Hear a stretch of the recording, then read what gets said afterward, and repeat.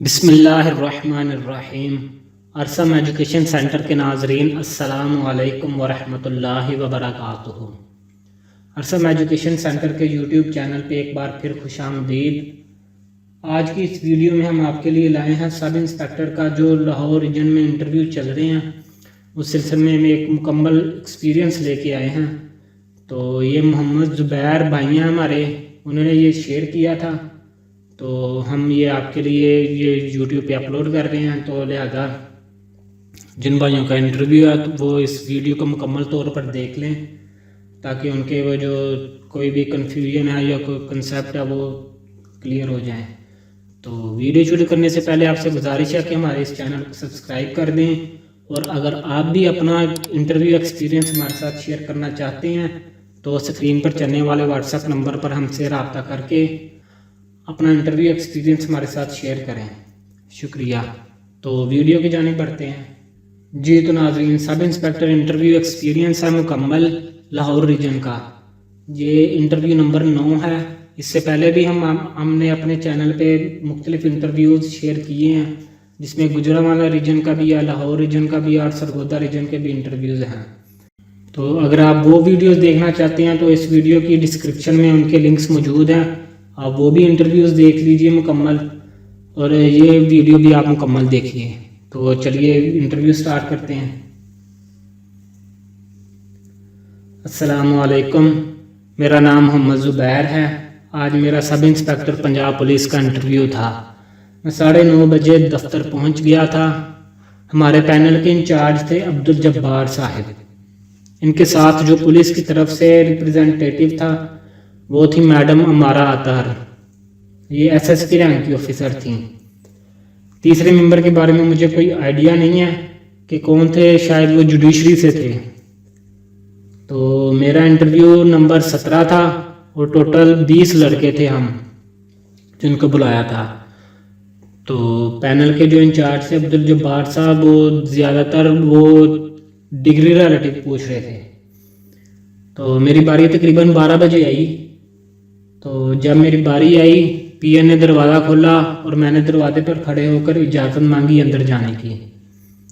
تو اندر جا کر میں نے السلام علیکم کہا۔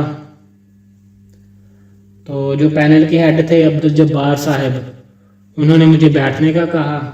اس کے بعد جو ہیڈ تھے انہوں نے کہا اپنا انٹروڈکشن کرواؤ۔ تو میں یہاں تھوڑا کنفیوز ہو گیا، کیونکہ میں نے انٹرو جو تھا وہ انگلش میں تیار کیا تھا اپنا، تو لیکن انہوں نے اردو میں پوچھ لیا۔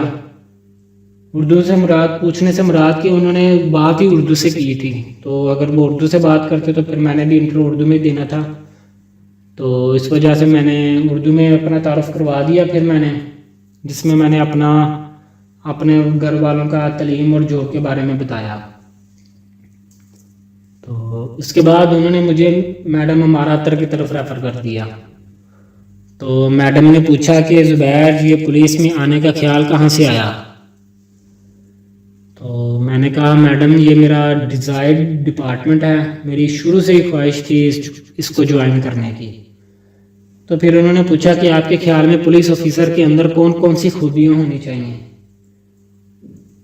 تو اس بارے میں انہیں بتایا کہ پولیس آفیسر ڈیوٹیفل ہونا چاہیے، 24 گھنٹے ڈیوٹی کے لیے تیار ہونا چاہیے، کیونکہ وہ 24 گھنٹے کا جو ملازم ہوتا ہے ان کو پینک نہیں ہونا چاہیے کسی بھی صورت میں، اچھے اخلاق کا مالک ہونا چاہیے۔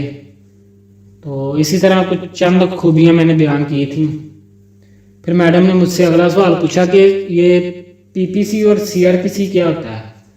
تو میں نے بتایا کہ پی پی سی پاکستان پینل کوڈ ہے، جو کہ کرائمز کے بارے میں بتاتا ہے اور ان کی سزا کے بارے میں بتاتا ہے۔ مثلا یہ کرائمز کو ڈیفائن کرتا ہے کہ کون سا جو بھی حالت ہوگی اس میں کون سا جرم ہوگا، اور پھر اس جرم کے سرزد ہونے میں اس کی سزا کیا ہوگی۔ اس کے بعد جو سی آر پی سی تھا وہ ہے ضابطہ فوجداری، جو بیسیکلی پولیس کی ہیرارکی اور کام کرنے کے طریقہ کار کو واضح کرتا ہے۔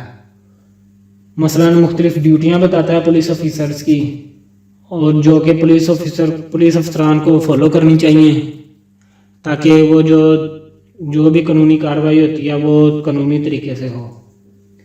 پھر میڈم نے مجھ سے پوچھا کہ کیپٹل پنشمنٹ کیا ہوتی ہے، تو اس کے بارے میں میں نے بتایا۔ پھر میڈم نے پوچھا کہ آپ کے ایریا میں کون سے زیادہ کرائمز ہیں، اور میں نے بتایا کہ اسٹریٹ کرائمز زیادہ ہیں۔ پھر انہوں نے پوچھا کہ آج کل کون سی ڈرگز ہیں جو کہ ہماری یونیورسٹیز کے طلباء استعمال کرتے ہیں، تو میں نے کہا کہ مجھے اس بارے میں علم نہیں ہے، لیکن میں نے سنا ہے کہ جو آئس کا نشہ ہے وہ زیادہ ہے ان طلباء میں۔ تو ایسے سوالوں کے جواب آپ نے کوشش کرنی ہے کہ پہلے ان کے کہیں کہ مجھے پتہ ہی نہیں ہے۔ مثلا ڈرگز کا اگر آپ انہیں بتا دیں گے تو وہ کہیں گے کہ یہ بھی ڈرگز یوز کرتا ہے، اس وجہ سے آپ نے ان سے لا علمی کا اظہار کرنا ہے یہ ڈرگز منشیات وغیرہ سے۔ تو لیکن بعد میں کہہ دینا ہے کہ جی وہ ہم نے سنا ہوگا اخباروں میں یا ویسے ہی کہ یونیورسٹیز میں آئس کا نشہ سب سے زیادہ ہوتا ہے۔ اس کے بعد انہوں نے مجھے تھرڈ پرسن کی طرف ریفر کر دیا، جنہوں نے مجھ سے سوال کیا کہ زبیر جو رینیویبل انرجی سورسز ہیں ان کے بارے میں بتاؤ۔ تو میں نے وہ بیان کی ہے کیونکہ یہ میرا ڈگری کے متعلق سوال تھا۔ تو انہوں نے کہا کہ پاکستان میں کون کون سے استعمال ہو رہے ہیں، تو میں نے بتایا کہ جو بہاولپور میں پلانٹ لگا ہے سولر انرجی کا، Quaid Azam solar power plant ہے جو، وہ دوسرا سندھ میں جو ونڈ انرجی کے پلانٹ لگے ہیں، یہ رینیویبل انرجی سورسز ہیں۔ تو پھر انہوں نے مجھ سے پوچھا کہ تربیلا اور منگلا ڈیم کے علاوہ اور 2 ڈیم کے نام بتائیں، تو میں نے وارسک ڈیم کا بتایا اور محمد اعظم ڈیم کا بتایا۔